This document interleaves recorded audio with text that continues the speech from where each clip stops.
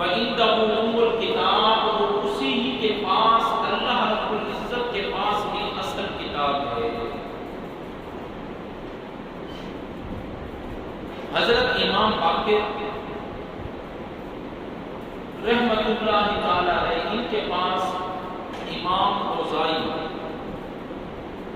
رحمت اللہ تعالی علیہ آئے اور انہوں نے سوال کیا کہ یا حضرت امام باقر رحمت اللہ علیہ یہ بیٹے ہیں امام زین العابدین کے، اور امام زین العابدین آپ کو پتہ ہے یہ فرزند ہیں جگر گوشہ ہیں امام حسین، اور امام حسین فرزند ہیں مولا علی مشکل کشا کے۔ اب امام باقر رحمت اللہ علیہ سے سوال کیا کہ یمحو اللہ ما یشاء ویثبت وعنده ام الکتاب، یا حضرت اس کی تشریح کیا ہے؟ تو آپ نے کیا ارشاد فرمایا کہ اس کی تشریح میرے والد نے امام حسین سے سنی، اور امام حسین نے علی مرتضیٰ سے سنی، اور علی مرتضیٰ نے محمد مصطفیٰ سے سنی۔ اور وہ میں تمہیں سنا دیتا ہوں کہ ہمارے پیارے مصطفیٰ صلی اللہ علیہ وآلہ وسلم نے جو ارشاد فرمایا وہ کیا ہے؟ ارشاد فرمایا کہ 5 لوگ ایسے ہیں جن کی صحبت تم اختیار نہ کرنا،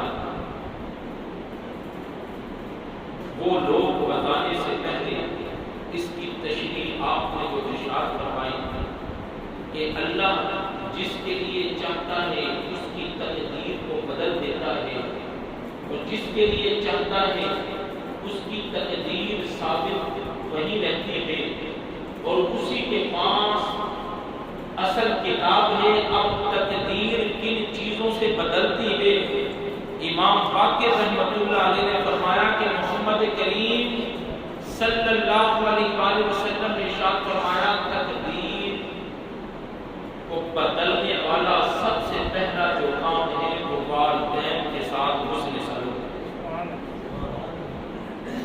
یہ ایسی چیز ہے کہ اللہ نے جن کو والدین کا تحفہ عطا کیا ہے، چاہے والد ہو یا والدہ ہو یا ان دونوں میں سے کوئی فوت ہو جائے، کوئی ایک ہو، خصوصاً اس وقت ان کے ساتھ محبت، حسن سلوک اور صلہ رحمی کرو جب ان کو تمہاری ضرورت ہے، جب ان کو تمہاری چاہت ہے، جب ان کے پاس کوئی بیٹھنے والا نہیں، وہ تمہاری راہیں تکتے رہتے ہیں، چاہے مالی لحاظ سے چاہے جانی لحاظ سے۔ جب تم ان کی خدمت کرو گے، امام باقر رحمۃ اللہ علیہ نے فرمایا کہ محمد کریم کا فرمان ہے کہ اللہ رب العزت اگر تمہاری عمر کم بھی ہے، تمہارا رزق کم بھی ہے، تمہارے مقدر کے اندر کوئی برائی لکھی جا چکی ہے، تو والدین کے ساتھ حسن سلوک کی یہ ایسی عبادت ہے، یمحو اللہ اس کو مٹا کر تمہاری تقدیر میں بدبختی کو مٹا کر نیک بختی لکھ دے گا۔ پھر پوچھا گیا کہ اے امام کوئی اور چیز بھی ہے جو تقدیر کو بدلنے والی ہے؟ آپ نے فرمایا ہاں، اس آیت کی تشریح میں محمد کریم صلی اللہ علیہ وآلہ وسلم نے ارشاد فرمایا اچھا صدقہ، یہ اچھا صدقے کے الفاظ آپ نے ارشاد فرمائے۔ ایک تو صدقہ ہے، گھر کے اندر جو چیز پرانی ہو گئی ہم نے یوز کر دی، اب استعمال میں نہ رہی تو صدقہ کرنا، جو سالن باسی ہو گیا، جو روٹی ہمارے کھانے کے قابل نہیں، اب صدقہ کر دی، خیرات کر دی، ایسا صدقہ رب کی بارگاہ میں قبول نہیں۔ آپ نے امام نے کیا ارشاد فرمایا؟ اچھا صدقہ جو میرے من کو بھا رہی ہو، جو چیز جو مال تیرے دل کو اچھا لگ رہا ہو،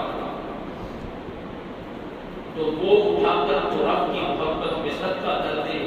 یہ ایسی چیز ہے کہ اللہ بدبختی کو مٹا کر تیری تقدیر میں نیک بختی لکھ دے۔ اب پوچھا گیا اے امام کوئی اور چیز بھی ہے جو تقدیر کو بدل دے، جو قضا کو ٹال دے، جو لکھے ہوئے کو تبدیل کر دے؟ آپ نے فرمایا ہاں، یمحو اللہ ما یشاء۔ آپ نے فرمایا ہے مصلح اہمیت وہ عزیز و اقارب کے ساتھ، وہ رشتہ داروں کے ساتھ۔ رشتہ دار اس وقت تک رشتہ دار ہوتے ہیں جب ہم قریب ہوتے ہیں، جب ہمیں دنیا میں کوئی عہدہ مل جائے، کوئی ترقی مل جائے۔ مولا علی کرم اللہ وجہہ کریم نے فرمایا انسان کی اصلی اوقات ہی اس وقت ظاہر ہوتی ہے جب اس کو دنیا کے اندر کوئی عہدہ ملتا ہے، تو اس وقت اس کا مزاج تمہارے سامنے آتا ہے، اس کی اصلیت تمہارے سامنے آتی ہے، کہ اس کا کردار تمہارے سامنے آتا ہے۔ تو اے ایمان والو، رشتہ داروں کے ساتھ حسن سلوک کرنا، اس نے کوئی اچھا سلوک کیا، اس کے بدلے میں تم اچھا سلوک کرو، تو اس میں تو کوئی بڑی بات نہیں ہے۔ ہاں، وہ برا سلوک کریں، تم پھر بھی ان کے بدلے میں اچھا سلوک کرو، یہ ہے بڑی بات۔ اچھائی کے بدلے میں اچھائی کوئی بڑی بات نہیں ہوتی۔ ارے کوئی تمہیں برا بھلا کہہ رہا ہے، تمہارے ساتھ قطع تعلق کر رہا ہے، تم پھر بھی مصطفیٰ کے فرمان اور رب کی محبت میں آ کر اس کے ساتھ جوڑنے کی کوشش کرو۔ وہ توڑنے کی کوشش کر رہا ہے، اس کے ساتھ حسن سلوک کرو، اس کے حقوق کا خیال کرو، چاہے وہ تمہارے حقوق کا خیال نہیں کر رہا۔ میرے امام نے فرمایا یہ ایسی چیز ہے یمحو اللہ ما یشاء ویثبت، تیری تقدیر کے اندر، تیرے مقدر کے اندر اگر تیری عمر کم ہے، تیرا رزق کم ہے، کوئی بری بات لکھی جا چکی ہے، رب اس کو مٹا کر ساری چیزیں تیری عمر بھی بڑھا دے گا، تیرا رزق بھی بڑھا دے گا۔ پھر آپ نے فرمایا کہ 5 لوگوں کی صحبت سے بچو۔ کتنے لوگوں کی؟ 5 لوگوں کی۔ آج تو ہم ہر کسی کی صحبت میں بیٹھ جاتے ہیں،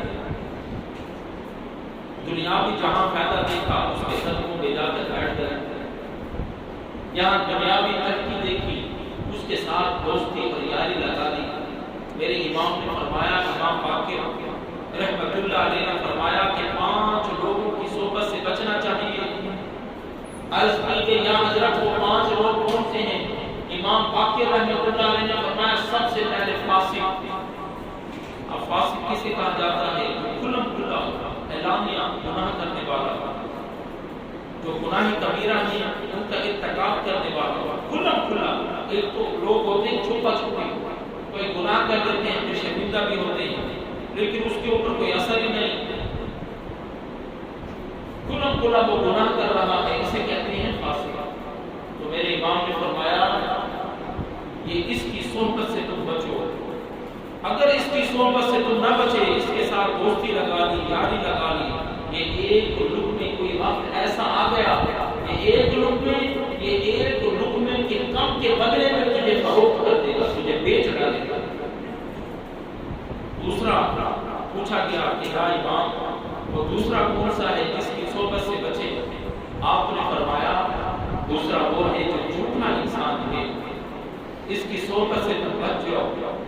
آپ نے فرمایا جھوٹا شخص وہ ہوتا ہے جو قریب کو دور دکھاتا ہے اور دور کو نزدیک دکھاتا ہے اپنے جھوٹ کے ذریعے۔ اس کی صحبت سے تم بچ جاؤ، تم خسارے میں رہو گے، تم گھاٹے میں رہو گے۔ پوچھا گیا اور کون شخص ہے؟ آپ نے فرمایا تیسرا شخص وہ ہے جو والدین کا نافرمان ہے، اس کی صحبت سے تم بچ جاؤ۔ فرمایا گیا کہ چوتھا کون سا شخص ہے؟ آپ نے فرمایا کہ چوتھا وہ شخص ہے جو بخیل ہے، بخیل کا آسان ترجمہ وہ ہوتا ہے کہ کنجوس ہے. کنجوس بخیل اس کی صحبت میں تم نہ بیٹھو.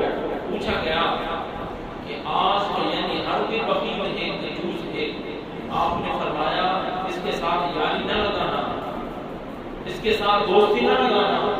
یہ کنجوس ایسا شخص ہوتا ہے جب تمہیں اللہ نہ کرے کبھی مال کی ضرورت پڑے گی, یہ اپنے مال کو تم سے روک لے گا, اس وقت تمہیں دھوکہ دے گا. پوچھا گیا کہ پانچواں کون سا شخص ہے؟ آپ نے فرمایا پانچواں شخص وہ ہے جو رشتہ داروں کے ساتھ قطع تعلق کرنے والا ہے, رشتہ داریاں توڑنے والا ہے. اس کی صحبت میں نہ بیٹھو, اس کے ساتھ بھی یاری نہ لگاؤ. پوچھا گیا اے امام یہ کیا وجہ ہے کہ اس کے ساتھ ہم یاری کیوں نہ لگائیں؟ آپ نے فرمایا میں نے کتاب اللہ کے اندر ایک مرتبہ نہیں, دو مرتبہ نہیں, 3 جگہوں کے اوپر اللہ رب العزت نے ایسے شخص کو ملعون قرار دیا ہے, اس پر لعنت فرمائی ہے, اور جس پر پروردگار ایک مرتبہ نہیں, 2 مرتبہ نہیں, اللہ رب العزت 3 مرتبہ لعنت اپنے قرآن میں فرما رہا ہے. ارے اس کے ساتھ یاری لگاؤ گے, دوستی لگاؤ گے, اس کے ساتھ صحبت کرو گے, سارے کے سارے تم گھاٹے اور خسارے میں. تو اے ایمان والوں, رشتہ داروں کے بڑے حقوق محمد کریم رؤوف الرحیم علیہ الصلوۃ والتسلیم نے ارشاد فرمایا,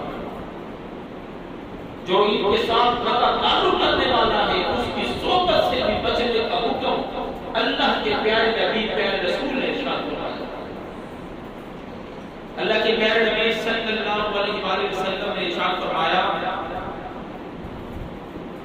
کہ ایک شخص جب گھر سے چلتا ہے,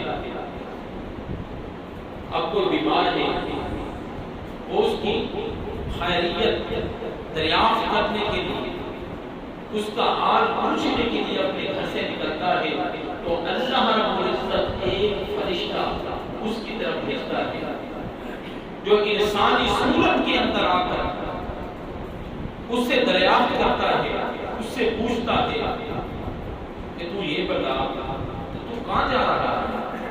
اب وہ کہتا ہے کہ میں نے سنا ہے کہ فلاں جو میرا عزیز ہے, رشتہ دار ہے, وہ بیمار ہے, آج تو ہمارے پاس وقت ہی نہیں, آج تو ہر سنفسی کا ایسا حالت ہے, آج تو معاشی طور پر اتنے ہم پس چکے ہیں اور پھنس چکے ہیں, ہمیں صرف اپنا آپ ہی نظر آ رہا ہے, کسی دوسرے رشتہ دار پر نگاہ ہی نہیں جا رہی. سنیں محمد کریم صلی اللہ علیہ وآلہ وسلم کا فرمان عالی شان سنیں. میرے مصطفیٰ کریم صلی اللہ علیہ وآلہ وسلم نے ارشاد فرمایا وہ فرشتہ جو بشری لباس کے اندر ہے اور آ کر کیا پوچھتا ہے تو کہاں جا رہا ہے؟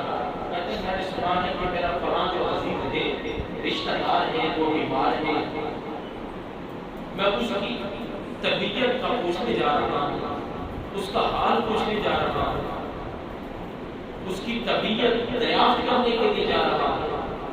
اب وہ فرشتہ سوال کرتا ہے تجھے کوئی مقصد ہوگا, تیرا کوئی کام ہوگا, تیری کوئی اور غرض ہوگی. اب وہ کہتا ہے میرا کوئی اور مقصد نہیں, واللہ مجھے اس سے کوئی کام نہیں, واللہ مجھے اس سے کوئی غرض نہیں, میں تو صرف اس کی محبت میں اسے پوچھنے کے لیے جا رہا ہوں. اس کی طبیعت خراب ہے, اس کا حال دریافت کرنے کے لیے جا رہا ہوں. اب وہ فرشتہ یہ سن کر رب کریم کی بارگاہ میں عرض کرتا ہے کہ مولا وہ تیرا بندہ, اس کی کوئی غرض نہیں, اس کا کوئی مقصد نہیں, میرے رب کو بھی پتا ہے, لیکن میرے رب نے اپنے بندوں کو بتانے کے لیے یہ سارا معاملہ, یہ سارا ماجرا, یہ ساری صورتحال پیدا کی. اب وہ فرشتہ عرض کرتا ہے کہ مولا اس کی نہ تو کوئی عرض ہے, اس کا نہ تو کوئی مقصد ہے, اس کا تو نہ کوئی کام ہے, صرف وہ تیری محبت میں اس کے پاس جا رہا ہے کہ تو راضی ہو جائے گا. میرا رب فرماتا ہے کہ حدیث قدسی ہے، مصطفیٰ کریم صلی اللہ علیہ وآلہ وسلم نے ارشاد فرمایا، ارے حدیث قدسی اسے کہتے ہیں مصطفیٰ کی زبان ہو اور رب کا کلام ہو، اسے حدیث قدسی کہا جاتا ہے۔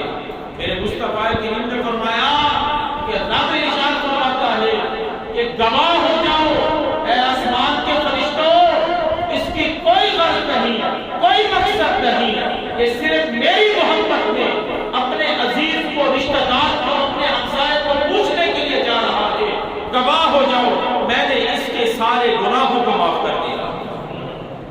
اے ایمان والو، گناہوں کو معاف کر دیا کہ ابھی اس نے نہ تو کوئی توبہ کی ہے، نہ تو کوئی استغفار کیا ہے، نہ تو رب کے سامنے التجا کی ہے۔ آج ہم اپنی میں اتنے مصروف ہو گئے، اپنے کاموں میں اتنے الجھ گئے، ہمیں دوسروں کی پرواہ نہ رہی۔ حتیٰ کہ جو بیمار ہوتا ہے وہ خود کہتا ہے کہ مجھے فلاں کی بڑی یاد آ رہی ہے، وہ فلاں میرے رشتے دار کو پیغام پہنچا دو کہ آئے، میں اس سے گفتگو کرنا چاہتا ہوں۔ حتیٰ کہ رشتے دار تو رشتے دار، اب تو والد یا والدہ اپنے بیٹے کو کہہ کر روک کر کہتی ہیں تمہارے پاس وقت ہی نہیں، ہمارے پاس بیٹھ جاؤ۔ نوجوان کہتے ہیں میں بڑا مصروف ہوں، ابا جان، امی جان، میں بڑا مصروف ہوں، میرے پاس وقت نہیں۔ ارے تجھے تب پتہ چلے گا تیرے پاس وقت نہیں جب یہ چہرے تمہاری آنکھوں سے اوجھل ہو جائیں گے۔ مصطفیٰ کریم صلی اللہ علیہ وآلہ وسلم نے ارشاد فرمایا کہ اللہ رب العزت جو والد اور والدہ کی چہروں کی طرف سے نگاہ کرے، نظر رحمت سے دیکھے، اللہ رب العزت مقبول حج کا ثواب عطا کرتا ہے۔ اور یہ مستند حدیث مبارک طیب ظاہر ہے کہ حج سے پہلے آپ نے کیا فرمایا؟ مقبول۔ مقبول کسے کہتے ہیں؟ جو قبول کیا ہوا ہو۔ اور قبول کس کی زبان سے نکلا؟ جو رب کی بارگاہ میں قبول ہے، محمد مصطفیٰ۔ آج سعودی عرب میں حج ہو رہا ہے اور کل وہاں انشاءاللہ عید ہوگی۔ اے ایمان والو، اس مرتبہ پاکستان سے جو لوگ گئے، باقی ملک کی تو مجھے معلومات نہیں، ایک حاجی کے عزیز سے میں نے پوچھا کہ کتنی رقم لگی؟ کہنے لگا کم و بیش 8 لاکھ روپیہ حکومتی خرچہ آیا اور 3 سے 4 لاکھ روپے وہاں خرچہ ان کا ہو جائے گا، یعنی 12 سے 13 لاکھ روپے کا حج ہوا۔ اب 12 سے 13 کم و بیش لاکھ روپے حج وہ کر کے لگا کے وہ حج پر گئے، وہاں جا کر انہوں نے حج کیا الحمدللہ۔ اور حج کرنا یہ فرض ہے، جو مالک نصاب ہے وہ حج نہ کرے تو محمد کریم صلی اللہ علیہ وسلم کا سخت فرمان ہے کہ چاہے وہ یہودی ہو کر مرے یا نصرانی ہو کر مرے، ہمیں پرواہ نہیں، میں اس طرف نہیں جا رہا۔ جو میرا نقطہ نظر ہے وہ یہ ہے کہ 14 لاکھ روپے لگا کر اس نے حج کیا، کیا سعودیہ کی حکومت نے کوئی ایسا سرٹیفکیٹ نے دیا، کوئی ایسی سند دی کہ جاؤ یہ ہماری طرف سے سند ہے، تمہارا حج قبول ہے؟ کتنے یہاں حاجی ہوں گے، اللہ تعالیٰ ان کو بار بار یہ سعادت نصیب کرے، جو نہیں گئے ان کو یہ سعادت عطا کرے۔ کسی میں یہ مجال نہیں، کسی میں یہ طاقت نہیں، کسی میں یہ قوت نہیں کہ کوئی سند عطا کر دے کہ جاؤ تمہارا حج قبول ہے۔ ان کا جو جانی، ان کا جو مالی، جو انہوں نے مصیبتیں برداشت کی، پھر بھی ان کو پتہ نہیں ہمارا حج قبول ہے یا نہیں ہے۔ ارے والدین کی شخصیت ایسی شخصیت ہے، ان کی عظمت ایسی عظمت ہے، ارے ان کی رفت، ان کا مقام، ان کی جلالت، ارے ایسی جلالت ہے۔ ارے کسی ولی، کسی پیر، کسی غوث کو اللہ نے یہ مقام نہیں دیا کہ ان کے چہروں کی طرف دیکھو تو اللہ مقبول حج کا ثواب عطا کرے۔ ارے دیکھو تو صحیح نوجوانوں کہ ان کے چہروں کو صرف تکو، خدمت تو دور کی بات ہے، ان کے چہروں کو تک کر ابھی نگاہ بعد میں ہٹاؤ گے، رب مقبول حج کا پہلے ثواب عطا کرے۔ صحابی نے عرض کی کہ یا رسول اللہ، جو 100 مرتبہ تکے، میرے مصطفیٰ نے فرمایا اللہ 100 مقبول حجوں کا ثواب عطا کرے۔ تو بدبخت ہے وہ نوجوان اور بدبخت ہے وہ جو اولاد جس نے والد یا والدہ کو پایا اور ان کی خدمت کر کے اپنے رب کو راضی نہ کر سکا۔ مولا جن کے والدین سلامت ہیں ان کو سلامت رکھ۔